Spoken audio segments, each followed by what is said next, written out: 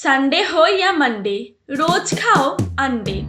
এই জনপ্রিয় প্রবাদ বাক্যটি আমাদের সকলেরই জানা। ডিম একটি চমৎকার প্রোটিনের উৎস, তাই শরীর ভালো রাখতে প্রতিদিন ডিম খাওয়া কিন্তু অত্যন্ত উপকারী। তবে রোজ রোজ ওই একই স্বাদের ডিম খেতে কিন্তু আমাদের কারোরই ভালো লাগে না। তাই একটু ভিন্ন স্বাদের ডিমের রেসিপি ট্রাই করতেই হবে। সঙ্গে থাকুন আর শেষ পর্যন্ত দেখতে থাকুন আমার আজকের রেসিপি। আর যদি এই রেসিপিটি আপনাদের কাছে ভালো লেগে থাকে তবে অবশ্যই লাইক, কমেন্ট, শেয়ার এবং সাবস্ক্রাইব করতে কিন্তু একদম ভুলবেন না। নমস্কার বন্ধুরা, আমি তৃষ্ণা। আমাদের রান্নাঘর আস্বাদনে আপনাদের সকলকে স্বাগত। আজ আমি আপনাদের একদম ঝটপট উপায়ে এগ অনিয়নের রেসিপি বানিয়ে দেখাচ্ছি। রেসিপিটি বানানোর জন্য সবার প্রথমে আমি ডিমগুলো সিদ্ধ করে নেব। নিয়েছি 4টে মুরগির ডিম। ডিমগুলো ভালো করে ধুয়ে পরিষ্কার করে নেওয়ার পর একটি পাত্রের মধ্যে বেশ কিছুটা পরিমাণ জল নিয়ে তার মধ্যে ডিমগুলো রেখে দিয়েছি। ডিমগুলো যাতে একেবারে জলের নিচে ডুবে যায় সেই অনুযায়ী জলটা রাখতে হবে। এর মধ্যে দিয়ে দিচ্ছি সামান্য একটু লবণ। লবণটাকে জলের সাথে মিশিয়ে নিলাম। লবণ দিয়ে যদি ডিম সিদ্ধ করা যায় তবে ডিমের খোসা খুব সহজেই ছাড়ানো যায়। ডিমগুলো আমি সিদ্ধ বসিয়ে দিয়েছি। প্রথমে গ্যাসের ফ্লেমটা হাইতে করে 2 মিনিট এবং 2 মিনিট পর গ্যাসের ফ্লেমটা মিডিয়ামে করে 5 থেকে 7 মিনিট ধরে ডিমগুলো সিদ্ধ করে নেব। ডিমগুলো এইদিকে সিদ্ধ হতে থাক, ততক্ষণ চলুন আমি আপনাদেরকে কিছু উপকরণ দেখিয়ে নিই। দেখুন, নিয়েছি 2টো মিডিয়াম সাইজের পেঁয়াজ। পেঁয়াজটা আমি কুচি করে নিয়েছি। 4 থেকে 5টা রসুন কুচি, কিছুটা গ্রেট করে নেওয়া আদা, একটা হোয়াইট অনিয়ন বা সাদা পেঁয়াজ, সামান্য কিছুটা ধনেপাতা কুচি। আর তৈরি করে নিয়েছি একটি সসের মিক্সচার। এর মধ্যে আছে টমেটো সস, সয়া সস আর রেড চিলি সস। ডিমগুলো সিদ্ধ হয়ে গেছে, এবার নামিয়ে নেব। ডিমগুলো নামিয়ে নিয়ে ডিমের মধ্যে যে জলটা ছিল, অর্থাৎ যে গরম জলে ডিম সিদ্ধ করেছি, সেটা ফেলে দিয়ে এর মধ্যে নিয়ে নিয়েছি বেশ কিছুটা পরিমাণ ঠান্ডা জল।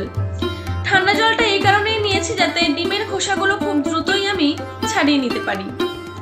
ডিমগুলো ঠান্ডা হয়ে গেলে এবার খোসাগুলো আমি ছাড়িয়ে নিচ্ছি। দেখুন কত সুন্দরভাবে খোসাগুলো ছেড়ে যাচ্ছে। সমস্ত ডিমের খোসা আমার ছাড়ানো কমপ্লিট। এবার ডিমগুলোকে একটি ছুরির সাহায্যে অর্ধেক করে কেটে নিলাম। এবার অর্ধেক করে কেটে নেওয়া ডিমগুলোতে কিছু গুঁড়ো মশলা ছড়িয়ে নেব। দিচ্ছি হলুদ গুঁড়ো, লঙ্কার গুঁড়ো আর দিলাম লবণ।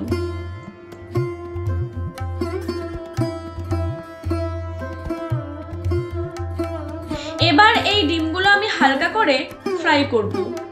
তার জন্য গ্যাস জ্বালিয়ে কড়াই বসিয়ে দিয়েছি। আর কড়াই একটু গরম হয়ে গেলেই এর মধ্যে দিয়ে দিচ্ছি সাদা তেল। তেল গরম হয়ে গেলে ওই গরম তেলের মধ্যে দিলাম লবণ, হলুদ আর লঙ্কা গুঁড়ো মাখানো অর্ধেক করে কেটে নেওয়া ডিমগুলো। এবার গ্যাসের ফ্লেমটা লো টু মিডিয়ামে রেখে 2 মিনিট মতো সময় নিয়ে ডিমগুলো আমি হালকা বাদামি করে ভেজে নিচ্ছি।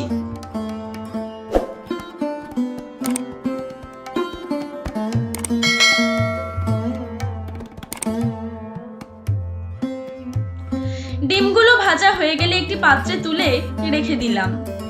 এবার ডিম ভাজার ওই একই তেলের মধ্যে আরো কিছুটা সাদা তেল অ্যাড করে দিলাম। তেল গরম হয়ে গেলে দিয়ে দিলাম সামান্য একটু মাখন। এবার দিচ্ছি সামান্য গোটা জিরে, এলাচ, লবঙ্গ, দারুচিনি আর একটা তেজপাতা। গ্যাসের ফ্লেমটা লোতে করে দিয়ে 30 সেকেন্ড মতো মশলাগুলো ভেজে নেব। মশলাগুলো ভেজে নেওয়ার পর দিয়ে দিলাম রসুন কুচি। এবার রসুন কুচিটাকে দিয়ে কয়েক সেকেন্ড ভেজে নিচ্ছি। এবার দিচ্ছি কুচিয়ে রাখা পেঁয়াজ।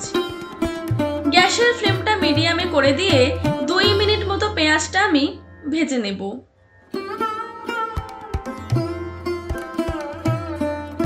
পেঁয়াজ ভাজা হয়ে এলে দিয়ে দিলাম গ্রেট করে রাখা আদা।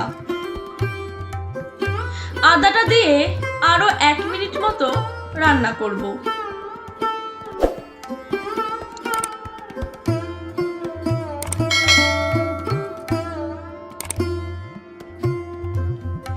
দিয়ে দিলাম তৈরি করে রাখা সস। এই রান্নায় আমি টমেটোর ব্যবহার করছি না, টমেটোর বদলে সসের ব্যবহার করছি। সসের উপরেই দিয়ে দিচ্ছি ঝালের জন্য লাল লঙ্কার গুঁড়ো, জিরে গুঁড়ো, ধনে গুঁড়ো, লবণ আর কয়েকটা চিনির দানা। এবার সমস্ত কিছু ভালো করে মিশিয়ে নিচ্ছি কিছুক্ষণ সময় নিয়ে। এখানে আমি সমস্ত গুঁড়ো মশলা, লবণ, চিনি এবং ঝালের পরিমাণটা ডিমের পিস অনুযায়ী ব্যবহার করলাম। উপর থেকে দিয়ে দিলাম হোয়াইট অনিয়ন আর একটা সবুজ কাঁচা লঙ্কা। যেহেতু এখানে আমি সসের ব্যবহার করেছি, তাই সেটা যাতে পুড়ে না যায় তার জন্য যোগ করে দিলাম কিছুটা জল। এবার 2 মিনিট মতো গ্যাসের ফ্লেমটা লোতে করে দিয়ে মশলাটা কষিয়ে নেব। মশলাটা কষিয়ে নিয়ে দিয়ে দিলাম ভেজে রাখা ডিমগুলো।